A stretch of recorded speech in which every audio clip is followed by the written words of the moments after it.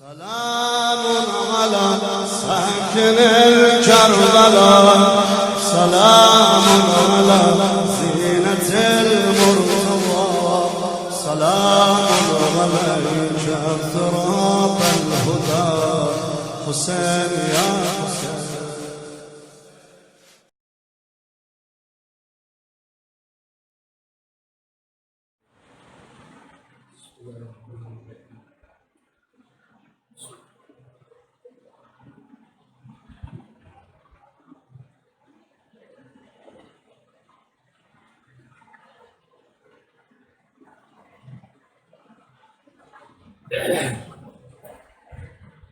أعوذ بالله من الشيطان الرجيم. بسم الله الرحمن الرحيم. الحمد لله الذي هدانا لهذا وما كنا لنهتدي لولا أن هدانا الله. لقد جاءت رسل ربنا بالحق، والصلاة والسلام على أشرف الأنبياء والمرسلين، سيدنا ونبينا وشفيع ذنوبنا أبي القاسم محمد وآله الطيبين الطاهرين المعصومين المظلومين، ولعنة الله على أعدائهم أجمعين من يومنا هذا إلى قيام يوم الدين. أما بعد، فقد قال الله سبحانه تبارك وتعالى في كتابه المجيد وفرقانه الحميد وقوله الحق. بسم الله الرحمن الرحيم. قل إن كنتم تحبون الله فاتبعوني يحببكم الله. عزیزان گرامی، عزاداران مظلوم کربلا، سوگواران سید الشہداء، ایام عزا، یہ نویں مجلس شب عاشور جو قیامت کی رات ہے، یہ رات عبادت کی رات، اور میں نے جس آیت کریمہ کی تلاوت کا شرف حاصل کیا ہے، پروردگار عالم اپنی عظیم کتاب، بابرکت کتاب میں ارشاد فرما رہا ہے، ان لوگوں کو مخاطب کیا ہے کہ جو لوگ اللہ سے محبت کا دعویٰ کرتے ہیں اور یہ کہتے ہیں کہ ہم اللہ کو دوست رکھتے ہیں، ہم اللہ سے محبت کرتے ہیں، ہم اللہ کے حکم کی پیروی کرتے ہیں اور ہم اللہ کے بتائے ہوئے راستے پر چلتے ہیں، تو اللہ ان لوگوں اپنے حبیب سے کہہ رہا ہے کہ قل، اے میرے حبیب ان سے کہہ دیجئے کہ اگر تم اللہ کو دوست رکھتے ہو، اللہ سے محبت کرتے ہو، تو فاتبعونی، میری اتباع کرو، یحببکم اللہ، اللہ تم سے محبت کرنے لگے گا۔ عزیزان محترم، پروردگار عالم نے اپنے حبیب سے یہ کہا کہ تم کہہ دو میرے معبود، یہ پیغام، یہ بات، یہ حکم تو خود کیوں نہیں پہنچا دے رہا ہے؟ تو خود کیوں نہیں کہہ دے رہا ہے کہ تم لوگ جو مجھ سے محبت کرتے ہو تو تمہارے لیے ضروری ہے کہ تم پہلے میرے حبیب کی اتباع کرو، اور جب تم میرے حبیب کی اتباع کرو گے تو پروردگار عالم تم سے خود محبت کرنے لگے گا۔ لیکن اللہ خود نہیں کہہ رہا ہے بلکہ اپنے حبیب کے ذریعے کہلوا رہا ہے کہ میرے حبیب تم کہہ دو۔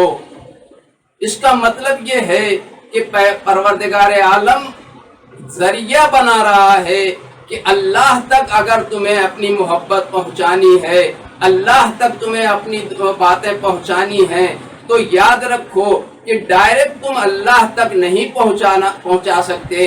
ضروری ہے کہ تم وسیلہ اختیار کرو، اس لیے کہ جب تک وسیلہ نہیں ہوگا اللہ تک نہیں پہنچا جا سکتا۔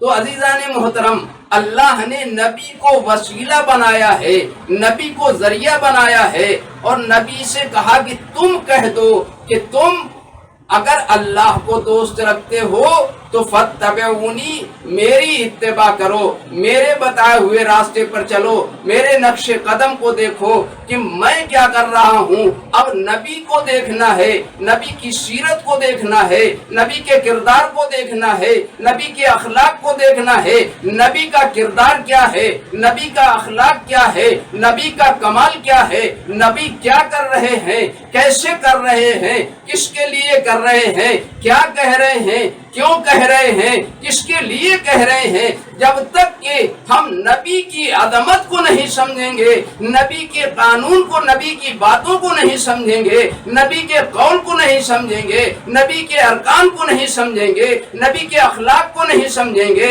نبی کے کردار کو نہیں سمجھیں گے، یاد رکھیے کہ ہمارا کوئی بھی عمل اللہ کی بارگاہ میں قابل قبول نہیں ہو سکتا ہے، اس لیے کہ نبی کو اللہ نے، نبی کی سیرت کو اللہ نے نمونہ بنایا ہے، اور یہ بتایا قرآن مجید میں ارشاد ہوا کہ اے میرے حبیب، میں نے تمہارے لیے لقد کان لکم فی رسول اللہ اسوۃ حسنہ، کہ میں نے تمہاری سیرت کو نمونہ عمل بنا دیا ہے، تمہاری سیرت کو ایک نمونہ بنایا ہے۔ اب اس نمونے کے مطابق تیری امت کو چاہیے کہ وہ اس پر عمل کرے۔ نمونہ بنایا ہی اسی لیے جاتا ہے کہ اسے دیکھ کر عمل کیا جائے۔ نبی کی سیرت کا نمونہ دیکھنا ہے تو نبی کی زندگی کو دیکھنا پڑے گا کہ نبی کی زندگی کیا ہے، نبی نے زندگی میں کیا کیا نہیں کیا۔ نبی نے میدان سے لے کر کے اور گھروں تک دین اسلام کی تبلیغ کے لیے جو کچھ بھی انجام دیا ہے اس کو نظر میں رکھنا پڑے گا، اور نظر میں رکھنے کے بعد ہمیں عمل کرنا پڑے گا۔ پیغمبر اسلام کی جب تک اتباع نہیں ہوگی اس وقت تک اللہ ہم سے محبت نہیں کرے گا۔ ہم محبت کا دعویٰ تو کر سکتے ہیں لیکن اللہ ہم سے کبھی محبت نہیں کرے گا۔ تو عزیزان محترم، اب ضروری یہ ہے کہ ہم اللہ سے محبت کا دعویٰ کریں تو پہلے یہ دیکھیں کہ ہمارا عمل نبی کی عمل کے مطابق ہے یا نہیں ہے، ہمارا عمل نبی کی سیرت کے مطابق ہے یا نہیں ہے۔ جب تک کہ ہمارا عمل نبی کی سیرت سے نہیں ملے گا، ہم اپنے کردار کو دیکھیں، ہم اپنے اخلاق کو دیکھیں، ہمارا عمل کیا ہے، ہمارا کردار کیا ہے، ہمارا عمل کیا ہے، ہمارا اخلاق کیا ہے۔ انسان اگر اپنے اخلاق، اپنے کردار کو نبی کے کردار سے ملا لے گا، نبی کے اخلاق سے ملا لے گا تو وہ دنیا میں بھی کامیاب ہوگا، اور جس راستے سے گزرے گا اس لوگ یہ دیکھ کر آواز دیں گے کہ دیکھو جب اس کا کردار اتنا بلند ہے، اس کا اخلاق اتنا بلند ہے، تو بس جس کی یہ پیروی کر رہا ہے، جس کو یہ مان رہا ہے، اس کا عمل کتنا اچھا ہوگا، اس کا اخلاق کتنا اچھا ہوگا، اس کا کردار کتنا اچھا ہوگا۔ لیکن عزیزان گرامی، ہم نے نبی کو چھوڑا، نبی کے اخلاق کو چھوڑا، نبی کے کردار کو چھوڑا، اور چھوڑنے کے بعد ہمیں جو اچھا لگا ہم نے اس کو اختیار کیا۔ لیکن یاد رکھیے کہ اللہ نے صاف لفظوں میں اعلان کر دیا فاتبعونی، جب جو تمہاری اتباع کرے گا اسی کا عمل قابل قبول ہوگا، اور جو تمہاری اتباع نہیں کرے گا اس کا عمل قابل قبول نہیں ہوگا۔ اب انسان اپنے عمل کا جائزہ لے، اپنے کردار کا جائزہ لے، اپنے اخلاق کا جائزہ لے کہ ہم نبی کی سیرت پر عمل کر رہے ہیں یا نہیں کر رہے ہیں، ہم نبی کے کردار پر عمل کر رہے ہیں یا نہیں کر رہے ہیں، ہم نبی کے اخلاق پر عمل کر رہے ہیں یا نہیں کر رہے ہیں، نبی نے جو کردار دیا ہے، نبی نے جو اخلاق دیا ہے، ہم اس پر کتنا عمل کرتے ہیں، یہ ہمیں خود اب جائزہ لینا پڑے گا، ہمیں خود دیکھنا پڑے گا۔ اگر کردار سے کردار مل جائے، عمل سے عمل مل جائے، اخلاق سے اخلاق مل جائے، تو ہم یہ کہہ سکتے ہیں ہم نبی والے بھی ہیں، ہم اللہ والے بھی ہیں، ہم اہل بیت والے بھی ہیں۔ عزیزان محترم، ہم اپنے اندر کے اخلاق، اپنے اندر جو ہمارے اندر اخلاق ہے، ہمیں اسے دیکھنا ہے۔ نبی نے کی سیرت کیا ہے، نبی کا اخلاق کیا ہے، ہم نے نبی کی سیرت کو دیکھا تو نبی کی سیرت میں کہیں پہ بھی یہ نظر نہیں آتا ہے کہ نبی کے اعضاء و جوارح کے ذریعے سے، نبی کی زبان کے ذریعے سے، نبی کے ہاتھ کے ذریعے سے کسی کو تکلیف پہنچی، کسی کو تکلیف پہنچی ہو یا کسی کو اذیت پہنچی ہو۔ نہیں، تاریخ کوئی نہیں یہ بتاتی کہ ہاں نبی کے ذریعے سے کسی کے اوپر کوئی اذیت پہنچی ہو، نبی کے کردار سے کسی کا کردار مجروح ہوا ہو، نبی کے اخلاق سے کسی کا اخلاق مجروح ہوا ہو۔ نہیں، ہمیں تاریخ میں تو یہ ملتا ہے کہ نبی جب دین اسلام کی تبلیغ کر رہے تھے، قولوا لا الہ الا اللہ تفلحوا کی آواز بلند کر رہے تھے اور مدینے کی گلیوں میں گزر رہے تھے تو لوگوں نے نبی کو اذیت پہنچانا شروع کر دیا تھا، نبی کو تکلیف پہنچانا شروع کر دیا تھا، نبی کے راستے پہ کانٹا بچھانا شروع کر دیا تھا، نبی کو پتھر مارا جا رہا تھا۔ لیکن وہ نبی جس کو اللہ نے ختم المرسلین رحمت للعالمین بنا کے اس کائنات میں بھیجا، اس نے نہ تو اس کا جواب دیا اور نہ ہی کسی کو تکلیف پہنچائی۔ ہم ہوتے، اگر کسی راستے سے ہم گزرتے اور کوئی ہمیں تکلیف پہنچاتا تو ہم راستہ تبدیل کر دیتے، اس راستے پہ نہ جاتے، اس راستے سے نہ گزرتے۔ لیکن نبی کی ذات یہ ہے، نبی کی ذات یہ ہے کہ نبی اسی راستے سے گزرتے ہیں جس راستے پر نبی کو اذیت پہنچائی جا رہی تھی۔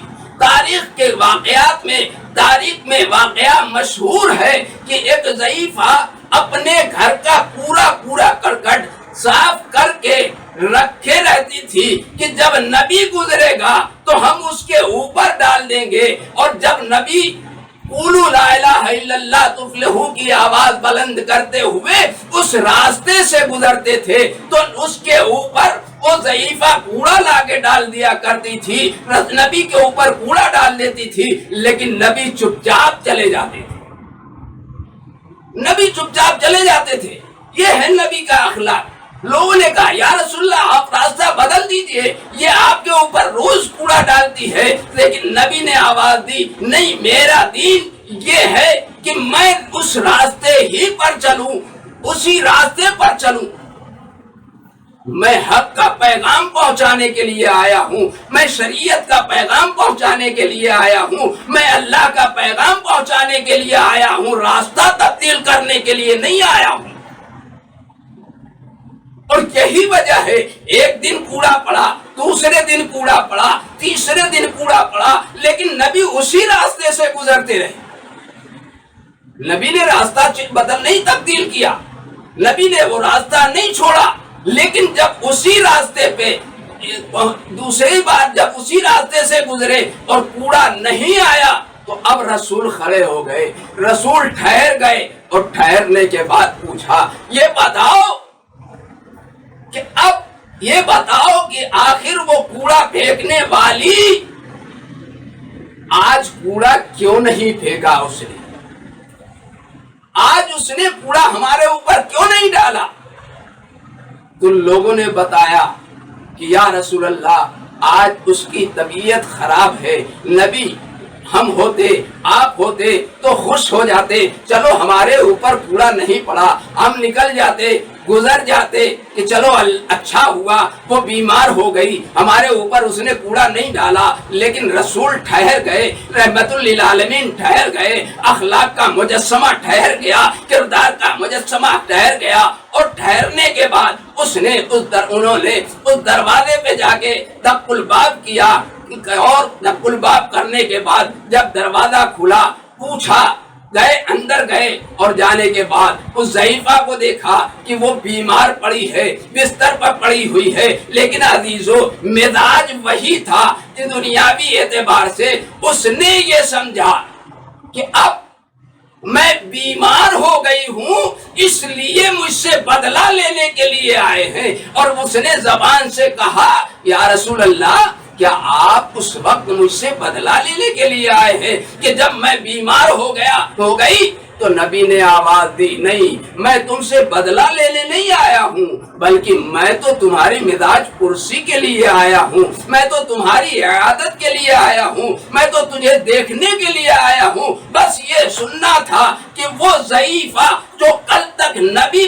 नबी पर कूड़े डाल रही थी, आज नबी का अखलाक और किरदार देखकर आवाज दे रही है कि ऐ या रसूल अल्लाह, आप मुझे कलमा पढ़वाइए, मुझे अल-वहदहु ला शरीक का कलमा पढ़वाइए। दुनिया देखे कि नबी का किरदार ये है कि दुश्मन कितना भी बड़ा क्यों न हो, लेकिन जब नबी उस अपने किरदार और अखलाक के जरिए से उसके दर पे पहुंचते हैं तो उसे अपना बना लेते हैं, उसे अपना बना लेते हैं। और नबी की सीरत ये है, नबी का किरदार ये है, नबी ने जिंदगी में हर मौके पर लोगों को बताया कि मैं क्या हूँ, मैं किस लिए आया हूँ, मैं इंसानियत की बका के लिए, मैं राहे मुस्तकीम दिखाने के लिए, मैं अल्लाह का पैगाम पहुँचाने के लिए आया हूँ। और याद रखो कि मैं इस दुनिया से जाने वाला हूँ, जब जा रहा हूँ तो मैं दो चीजें छोड़ के जा रहा हूँ, एक कुरान है, एक अहले बैत है। कुरान से मुतमस्सिक रहो, अहले बैत से मुतमस्सिक रहो, तो कभी गुमराह नहीं होगे। याद रखो, नबी ने दो चीजें दे दी, अल्लाह ने भी दो चीजें भेजी थी, एक नूर भेजा था, एक किताब भेजी थी। अल्लाह रसूल ने भी दो चीजें छोड़ी, एक कुरान को छोड़ा, एक अहले बैत को छोड़ा।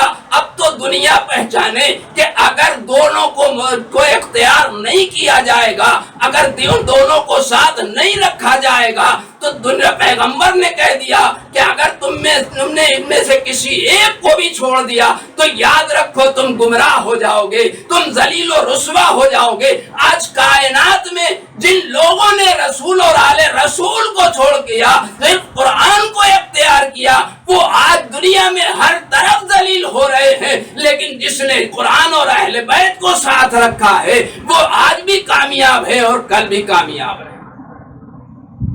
अजीजान मोहतरम, ये है रसूल की सीरत। और रसूल की सीरत इख्तियार करने के बाद जब हम उस पर अमल करेंगे तो अल्लाह आवाज दे रहा है कि युहिब्बुकुमुल्लाह, अल्लाह तुमसे मोहब्बत करने लगेगा, अल्लाह तुमसे मोहब्बत करने लगेगा। बस अजीजों, नबी ने अपनी जिंदगी में वो अमल अंजाम दिए, वो सारी चीजें बताई, कौल के जरिए से, अमल के जरिए से दुनिया को के सामने पेश कर दिया कि देखो मैं तो दुनिया में से जा रहा हूँ, लेकिन मैं तुम्हारे दरमियान ये चीजें छोड़ के जा रहा हूँ। कुरान भी है, अहले बैत भी है, कुरान से भी वाबस्ता रहो, अहले बैत से भी वाबस्ता रहो। नबी ने अहले बैत को पहचानवाया, नबी ने कुरान को पहचानवाया, नबी ने अजमत अहले बैत बताई, नबी ने कुरान की अजमत बताई, नबी ने अहले बैत को हाथों पे उठा के पहचानवाया, हसन और हुसैन को पहचानवाया, फातिमा ज़हरा को पहचानवाया, अली मुर्तजा को पहचानवाया, और ये भी बता दिया कि देखो मेरे बाद 12 हादी होंगे, 12 हादी मेरे 12 नायब मेरे होंगे, जिनमें हर एक अली होगा, और हर अली का मानना तुम्हारे लिए जरूरी होगा। हर नबी का मानना। नबी ने अपनी जिंदगी में, आप तवज्जो करें, नबी ने अपनी जिंदगी में حسن و حسین کو کس انداز سے پہچنوایا، مولائے کائنات کو کس انداز سے پہچنوایا، قرآن کو کس انداز سے بتایا. لیکن ہم قرآن اور اہل بیت میں فرق پیدا کرنے لگے. اہل بیت کی عظمت پیغمبر نے منبر پہ حسین کو اٹھایا اور اٹھا کے بتایا ہذا حسین الفارق، یہ میرا حسین ہے، اسے پہچانو. کبھی نبی نے فرمایا الحسن والحسین سیدہ شباب اہل الجنہ، حسن اور حسین جوانان جنت کے سردار ہیں. کبھی نبی نے فرمایا حسین منی وانا من الحسین، حسین مجھ سے ہے اور میں حسین سے ہوں. کبھی نبی نے پہچنوایا ان الحسین مصباح الہدی وسفینۃ النجاۃ، حسین نجات کی کشتی ہے، حسین نجات کا چراغ ہے. اور نبی نے اس کے بعد یہی نہیں بلکہ عمل کر کے بھی پہچنوایا، ناقہ بن کے پہچنوایا، سجدے کو طول دے کر پہچنوایا اور دنیا کو آواز دی یاد رکھو اگر تم نے حسین کو نہیں پہچانا، تم نے حسن کو نہیں پہچانا تو نہ تمہاری نماز قابل قبول ہوگی نہ تمہارا سجدہ قابل قبول. یہی وجہ ہے کہ نبی نے قول کے ذریعے سے بھی پہچنوایا، عمل کے ذریعے سے بھی پہچنوایا. آپ نے دیکھا کہ نبی فاطمہ زہرا سلام اللہ علیہا کے در پہ سب سے پہلے اگر کہیں جا رہے ہیں تو پہلے فاطمہ کے در پہ آ کے سلام کرتے ہیں، اور جب واپس آتے ہیں تو سب سے پہلے فاطمہ کے دروازے پہ آ کے سلام کرتے ہیں. فاطمہ جب بزم میں آتی ہے تو اب کھڑے ہو کر تعظیم کے لیے کھڑے ہو جاتے ہیں، اپنے دوست سے ردا اتار کر فاطمہ کے لیے بچھا دیتے ہیں اور آواز دیتے ہیں پہچانو فاطمہ کی عظمت کیا ہے، فاطمہ کا مقام کیا ہے. دنیا والوں ذرا دیکھو تو صحیح کہ جارے انبیاء جس کی تعظیم کرتے ہیں اسے ختم المرسلین کہتے ہیں، اور جس کی تعظیم فاطمہ کی اور جو فاطمہ کی تعظیم کرتا ہے اسے ختم المرسلین کہتے ہیں. یعنی آپ پہچانے کہ نبی کی عظمت یہ ہے کہ جس کی تعظیم پورے انبیاء کرتے ہیں، لیکن وہی نبی جب فاطمہ آ جاتی ہے تو ان کی تعظیم کے لیے کھڑے ہو جاتے ہیں. لیکن عزیزو دنیا والوں نے نبی کے قول کو نہ پہچانا، نبی کے عمل کو نہ پہچانا، نبی کی سیرت کو نہ پہچانا، اور ادھر نبی کی آنکھ بند ہوئی، ادھر نبی کی آنکھ بند ہوئی، ادھر فاطمہ زہرا کے دروازے پہ آگ اور لکڑیاں جمع ہو گئی. فاطمہ زہرا کے دروازے پر آگ اور لکڑیاں جمع ہو گئی اور آواز دی جانے لگی ابو الحسن کو گھر سے باہر نکالو ورنہ ہم اس گھر میں آگ لگا دیں گے. شہزادی دروازے کے پیچھے آ جاتی ہیں اور آنے کے بعد کہتی ہے کیا تم اس گھر میں آگ لگاؤ گے جس میں میرے چھوٹے چھوٹے بچے حسن و حسین ہیں؟ آواز دی ہاں ہم اس گھر میں آگ لگا دیں گے. اور یہ کہہ کر دروازے میں آگ لگا دی گئی، دروازہ جلا دیا گیا. جلتا ہوا دروازہ شہزادی کے پہلو پہ گرا، پہلو شکستہ ہوا، محسن کی شہادت ہوئی، علی کے گلے میں رسی کا پھندا ڈالا گیا، کھینچتے ہوئے باہر لے آیا گیا. لیکن فاطمہ کو جب ہوش آیا، فاطمہ گھر سے نکلی، یہ کہتے ہوئے نکلی اخلو ابوالحسن کو چھوڑ دو ورنہ میں سر کے بال بکھرا دوں گی. میں کہوں گا شہزادی سر کے بال نہ بکھرائیے گا، اس لیے کہ ایک دن وہ آئے گا سن 61 ہجری کا محرم ہوگا، 10 تاریخ ہوگی حسین کی شہادت کے بعد، عائشہ و اقربا کی شہادت کے بعد 11ویں محرم کو ارے آپ کی بیٹیوں کے سروں سے چادریں چھینی جائیں گی، آپ کی بیٹیوں کے بازوؤں میں رسن باندھی جائیں گی. جزاؤکم ربکم خیر الجزا۔ ہاں عزاداران حسین، آج نمی محرم ہے، شب عاشور، عبادتوں میں مصروف ہیں۔ حسین کے چاہنے والے اپنے اپنے خیموں میں ہیں، اپنے اپنے خیموں میں عبادتوں میں مصروف ہیں، اور بیویاں اپنے خیموں میں عبادت میں مصروف ہیں کہ ایک مرتبہ شہزادی زینب کہتی ہے، اے میرے ماجائے حسین، اے میرے ماجائے حسین، آپ نے اپنے اصحاب کو آزما لیا ہے، آپ نے اپنے اصحاب کا امتحان لے لیا ہے۔ امام مظلوم کربلا نے آواز دی، ہاں بہن، ہاں بہن، ہم نے اپنے اصحاب کو آزما لیا، ہم نے ان کا امتحان لے لیا۔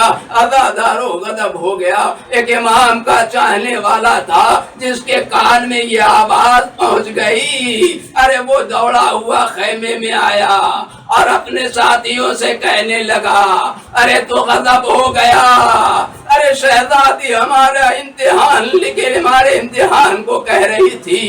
بس عزادارو یہ سننا تھا، امام کے چاہنے والے ننگی تلواریں لیے ہوئے زہرا جناب ثانی زہرا کے خیمے کے در پہ آ گئے۔ آواز دی، شہزادی اگر آپ حکم دیں ہم اپنے ہاتھوں سے اپنی گردن۔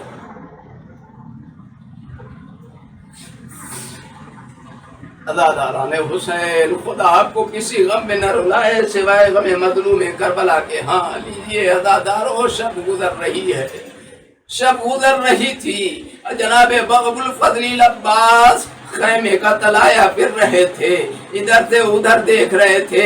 کیا دیکھا؟ ایک خیمے سے رونے کی آواز آ رہی تھی۔ اب جو جناب ابو الفضل العباس اس خیمے میں پہنچے، ارے کیا دیکھا؟ کس ام کلثوم، علی کی بیٹی ام کلثوم آنسو بہا رہی ہے۔ جناب ابو الفضل العباس ارے دو دانو ہو کے بہن کے سامنے بیٹھے، آواز دی، شہزادی، ارے شہزادی آپ کے گریے کا سبب کیا ہے؟ آپ کے رونے کا سبب کیا ہے؟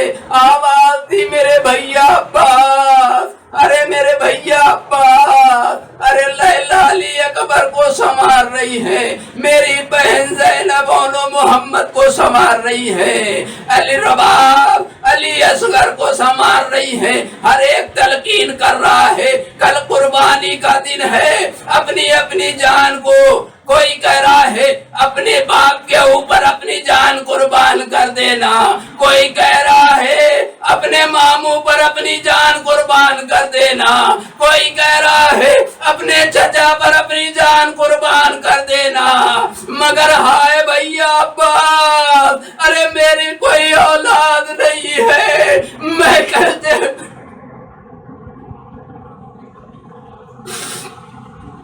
میں کیسے اپنے بھائی پر کسے قربان کروں؟ جناب ابو الفضل العباس نے ہاتھوں کو جوڑا، آواز دی، بی بی ارے گھبرائیے نہیں، یہ غلام آپ کا حاضر ہے، آپ اپنی طرف سے اپنے بھائی پر قربان کر دیجئے گا۔